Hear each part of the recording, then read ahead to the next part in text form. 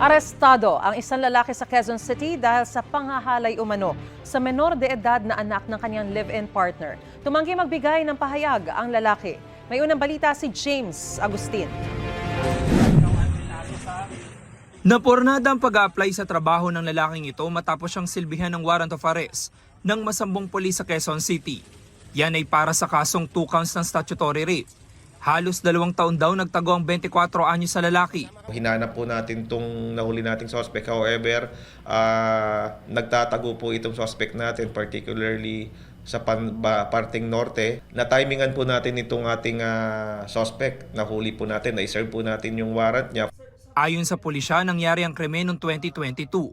Ang biktima, 11 anyos na batang babae, na anak ng kinakasama ng naarestong lalaki. Based po dun sa statement ng bata, paulit-ulit pong ginawa sa kanya yung panghahalay nitong suspect na to. Yung kaanak po nung biktima natin na minor, sila po yung nagsampa ng kaso against dito sa suspect.